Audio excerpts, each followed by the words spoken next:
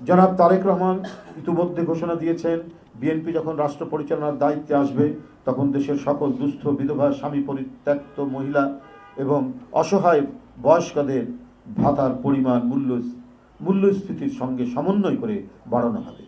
নারীর নিরাপত্তা, সুরক্ষা এবং তাদের সামাজিক অর্থনৈতিক অবস্থানকে আরও শক্তিশালী করার জন্য বিশেষ ব্যবস্থা গ্রহণ করা হবে। এই ভাতা ব্যবস্থা দুর্নীতি ও ত্রুটিমুক্ত করে নারীদের আত্মসম্মান বজায় রেখে সহায়তা প্রদান করা হবে।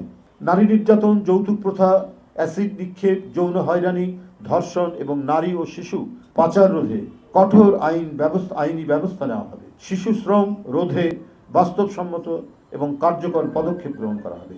বিএনপি পূর্ববর্তী সরকারের কর্মজীবী নারীদের জন্য ডে কেয়ার সেন্টার গড়ে তোলার যুগান্তকারী পদক্ষেপ নিয়েছিল। ভবিষ্যতেও বিএনপি সরকার গঠন করলে কর্মজীবী নারীরা যেন তাদের শিশু সন্তান রেখে নিশ্চিন্তে কাজে মনোনিবেশ করতে পারে, সেই লক্ষ্যে অধিক সংখ্যক ডে কেয়ার সেন্টার গড়ে তোলা হবে। এতে নারীদের শ্রমের মূল্যায়ন ও পরিবারের ভারসাম্য বজায় রাখা সম্ভব হবে, যা তাদের আত্মবিশ্বাস ও কর্মক্ষমতা বৃদ্ধি পাবে। বিএনপির পরিকল্পনা অনুযায়ী নারী উদ্যোক্তাদের উদ্যোগ গ্রহণের পথে যেসব সামাজিক সাংস্কৃতিক প্রতিবন্ধকতা রয়েছে তা দূর করার জন্য কার্যকর পদক্ষেপ গ্রহণ করা হবে। নারীদের উদ্যোক্তা হিসাবে প্রতিষ্ঠিত করতে আমরা সুনির্দিষ্ট পদক্ষেপ গ্রহণ করব, যার মধ্যে থাকবে নারীদের পার্সোনাল অ্যান্ড প্রফেশনাল ডেভেলপমেন্ট, স্বল্প সুদের ব্যাংক ঋণ প্রদান এবং ব্যবসায়িক ট্যাক্স ছাড়। এছাড়াও নারী উদ্যোক্তাদের জন্য বিশেষ ব্যবসায়িক ট্রেনিং এবং সার্বিক সহায়তা প্রদান করা হবে, যাতে তাদের স্বপ্ন বাস্তবায়ন করতে পারে এবং সমাজে তাদের সাফল্য অর্জন করে। নারীদের অর্থনৈতিক স্বনির্ভরতা নিশ্চিত করতে বাংলাদেশে নারী সমাজকে অর্থনৈতিক কর্মকাণ্ডে আরও ব্যাপকভাবে অন্তর্ভুক্ত করার জন্য বিএনপি প্রতিশ্রুতিবদ্ধ।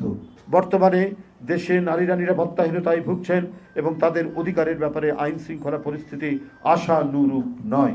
এই অবস্থার পরিবর্তন করতে জনগণের ভোটে নির্বাচিত বিএনপি সরকার দৃঢ়ভাবে অঙ্গীকারবদ্ধ যে নারীদের অধিকার প্রতিষ্ঠা, তাদের জীবনমান উন্নয়ন এবং তাদের শোষণ নির্যাতন থেকে মুক্তির জন্য বিশেষ পদক্ষেপ গ্রহণ করা হবে। বিএনপি বিশ্বাস করে একটি নারী বান্ধব, নিরাপদ ও স্বাধীন সমাজ গড়ে তোলার প্রয়োজন, যেখানে নারী পুরুষ নির্বিশেষে সকলেই সমান অধিকার, সুরক্ষা ও মর্যাদা ভোগ করবেন। নারীর ক্ষমতায়ন, সুরক্ষা এবং তাদের জীবনের মান উন্নয়নের জন্য বিএনপি সরকার শক্তিশালী পদক্ষেপ গ্রহণ করবে এবং বর্তমান পরিস্থিতি থেকে বেরিয়ে নারীদের আত্মনির্ভরশীলতা, ক্ষমতা ও উন্নয়নে নতুন দিগন্ত খুলে দেবে।